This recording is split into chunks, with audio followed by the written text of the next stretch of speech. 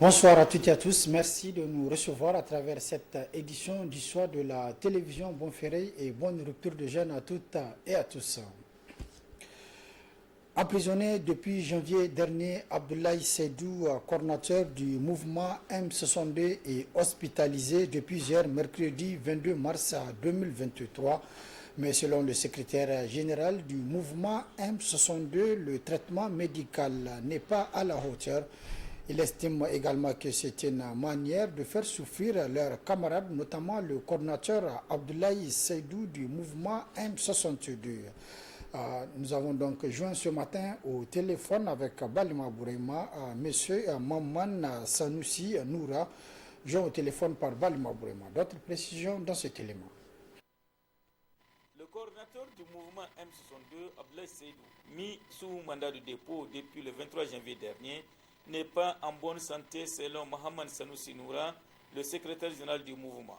Ce dernier dénonce la manière dont le coordinateur subit le traitement au niveau de l'hôpital national de Niamey.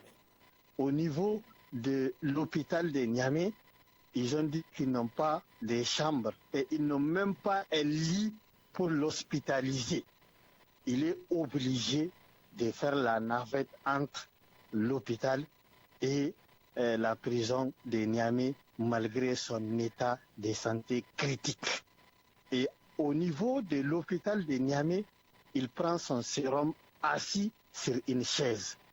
À la fin du sérum, il rentre à la prison de Niamey pour revenir à l'hôpital après 4 heures reprendre le même exercice. C'est comme ça qu'il a passé la nuit hier.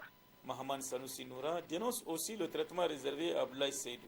On a constaté que le traitement qui est réservé à notre coordinateur Abdoulaye Seydou est un traitement humiliant, déhumanisant, dégradant et inhumain. On ne peut pas comprendre dans une capitale où il y a beaucoup de centres, on le maintient à l'hôpital sachant très bien qu'il n'y a pas de chambre, qu'il n'y a pas de lit d'hospitalisation. Pourquoi ne pas les référer au niveau du CHI ou de notre centre de santé où il y a un spécialiste qui va le prendre en charge? Juste c'est pour aggraver sa situation, c'est pour le maintenir dans une situation qui va faire en sorte qu'il souffre davantage. Incarcéré à la prison de haute sécurité de Kolo pour complicité d'incendie volontaire sur le site d'orpaillage de Tamou, où une centaine d'orpailleurs avaient été tués selon les organisations de la société civile et 7 selon le gouvernement, à la suite d'interventions aériennes consécutives à une attaque terroriste le 24 octobre 2022. Le mouvement M62 a produit un rapport sur ces événements. Pour le secrétaire général du M62, Abdoulaye Seydou est un prisonnier politique et qu'il ne mérite pas un tel traitement.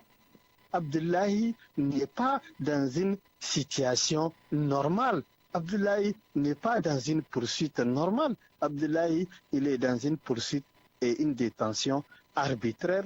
Ils vont les libérer quand ils vont les décider, quand ils vont décider de les libérer. C'est en ce moment qu'ils vont les libérer. Tout ce qu'ils vont faire au niveau de la justice, nous ne croyons pas parce que Abdoulaye, il a été détenu arbitrairement. En attendant le procès, le coordinateur du mouvement M62 est gardé à la prison de Kolo. C'est dans cette attente que son état de santé s'est détérioré, mais ses proches dénoncent la prise en charge à lui réservée. Activité politique dans cette édition, la ville d'Aguès et à Maradi a abrité une déclaration d'adhésion au PNDS Tareya de Madame Hama Hadiza Oumarou Chana, désormais donc ancienne militante du Modern Falumana Africa qui a regagné le PNDS Tareya en compagnie de sa base politique. N'est-ce pas Youssouf Haïdara sur les images de Ibrahim du Bonferré Maradi. C'est dès à la rentrée de la ville d'Agué que la jeunesse, réunie au sein du comité de soutien à Madame Hamma Hadiza Oumarou Chani, ont réservé un accueil chaleureux à cette dernière.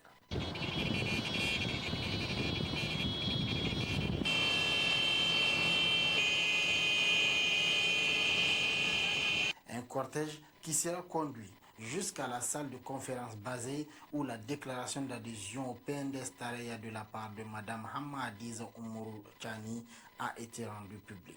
Elle motive son adhésion au parti PNDS Taraya par la concrétisation des actions du président de la République au profit du peuple nigérien. Des actions qui vont de la cohésion sociale au développement du pays. Nous, Madame Hamma Hadiza Umaru Chani, ancienne ministre démissionnaire dans le gouvernement d'union nationale en date d'août 2013 et ancienne membre du bureau politique national du parti moderne FA Lumana, avec tous les membres de notre base politique de la région de Maradi, décidons d'adhérer en toute responsabilité au PNDS Taraya afin d'apporter notre pierre à l'édifice dans la réalisation des nobles idéaux du président de la République du Niger et de son gouvernement. C'est à bras ouverts que le bureau communal a accueilli Mme Hamma Hadiza Umaru Chani et l'ensemble de sa base parmi la grande famille du PNDS Taraya. Muna fata Ubangiji Allah ya ƙara mu ɗaukaka ya sa ƙasar nan ta zanna lahiya. Nous souhaitons que notre parti prospère plus et nous souhaitons également que votre adhésion soit un bénéfice pour la cohésion sociale et l'unité de tous. Muna fata Allah sanya mu zanna lami lahiya lau da mu da ke. To na gode. Au terme de cette déclaration, Mme Hamma Hadiza Umaru Chani s'est rendue à la cour du chef de canton d'Aguié pour lui présenter ses respects. Autre aspect de cette édition, à l'hôtel Noun de Niamey s'est déroulé ce matin un atelier sur le processus de mise en œuvre de la politique nationale des migrations. Un atelier de collecte des données sur la politique nationale des migrations qui durera donc une journée et qui a réuni tous les acteurs concernés. D'autres précisions dans ce reportage. C'est une vingtaine de participants, directeurs, responsables et acteurs de la migration qui se retrouvent ensemble pour passer en revue le processus de la mise en œuvre de la politique nationale des migrations. Sous l'égide du projet GIZ APM, le chef du projet a donné quelques réalisations de son projet. Au niveau de la mise en œuvre des réalisations du APM se situe essentiellement à 3 niveaux. Accompagner le mécanisme de coordination, accompagner le mécanisme de suivi et évaluation de la mise en œuvre et accompagner le mécanisme de communication de la politique. Le présent atelier est la suite logique d'une série engagée selon le représentant du ministre en charge de l'Intérieur qui a effleuré les résultats attendus à l'issue de cet atelier. Cet atelier se situe dans la phase 2 du processus donc de préparation de la table ronde de la revue de la politique nationale de la migration. Étant entendu que déjà nous avons traversé une première phase de préparation en termes de résultats de l'atelier, nous attendons des échanges fructueux sur les objectifs de la revue, sur la démarche en matière de collecte, l'enrichissement des données par les acteurs, telles qu'elles sont recueillies par les acteurs sources de données, ainsi que les acteurs de suivi de la collecte des données. Le présent atelier de collecte des données sur la politique nationale des migrations au Niger vise à contribuer à la bonne conduite de la mise en œuvre de la politique nationale des migrations au Niger. Il sera également une occasion pour les acteurs, un cadre d'échange, de réflexion et d'analyse sur la mise en œuvre des politiques, sur la mise en œuvre de la politique nationale des migrations.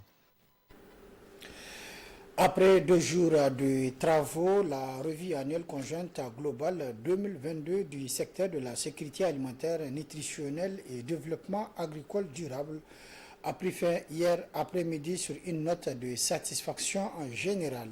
Les participants ont formulé des recommandations visant à améliorer les conditions de mise en œuvre des futurs projets et programmes dans le secteur. Boubkar Amadou et Ibrahim Ide.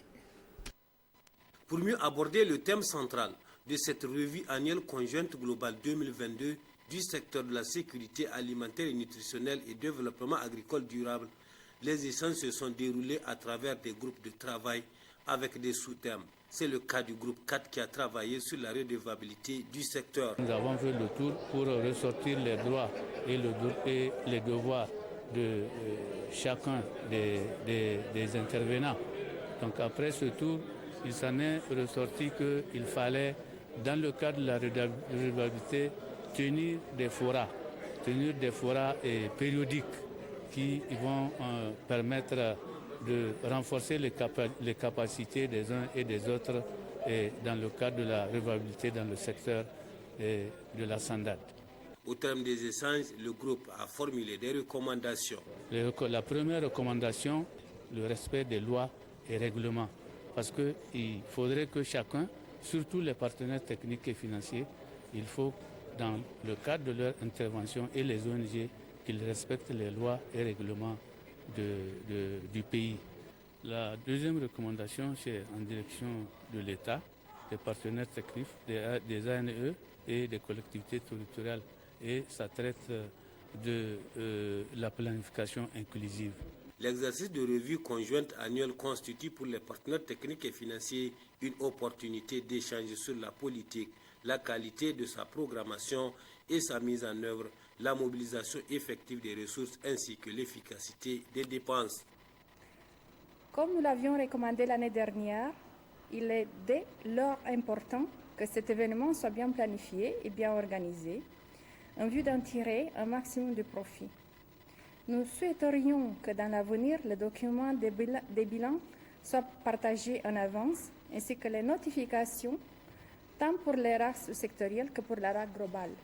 Cet exercice permettra au Haut Commissariat à l'initiative troisième de faire l'analyse de la performance de la mise en œuvre de l'initiative sur l'année 2022. Le travail que vous avez réalisé a permis donc de discuter de ce thème global qui est la création des conditions favorables pour la modernisation du secteur, qui a permis de discuter de 4 sous-thèmes très pertinents, que tout le monde a trouvé pertinents, et qui ont permis surtout de voir quelles étaient les performances pour l'année obtenues au cours de l'année 2022 dans la mise en œuvre des 10 programmes du plan d'action 2021-2025 de l'initiative 3N.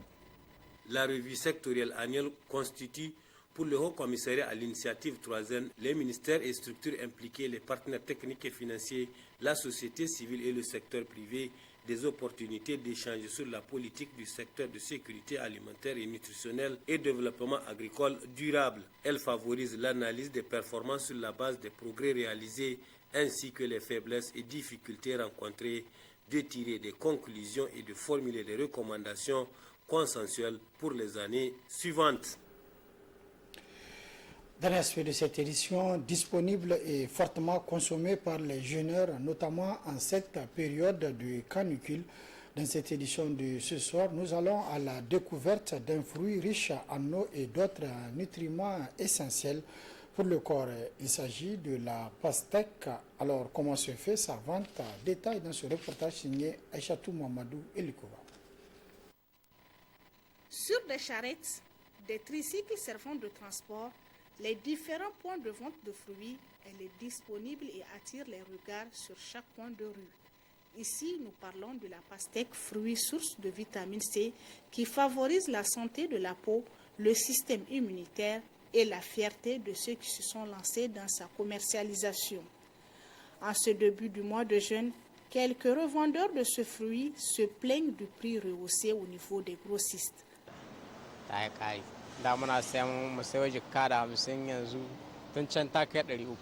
Avant, nous vendons le pastèque à 1050 francs, mais maintenant c'est à 1500 francs.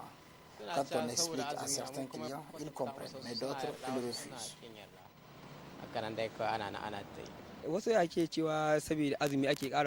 Les gens disent que c'est à cause du mois de Ramadan que les prix ont augmenté. Or, ce n'est pas le cas. La cherté des produits démarre au niveau des grossistes. Nous aussi, on est obligé d'augmenter.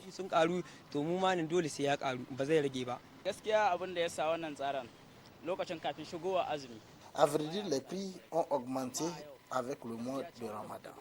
On n'y peut rien, nous détaillons.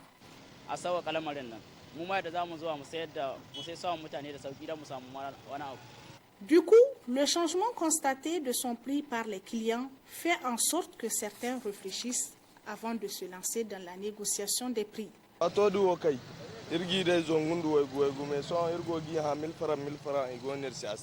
Avant, j'achète à 750 francs le pastèque. Ils refusent maintenant, même quand je leur propose 1000 francs.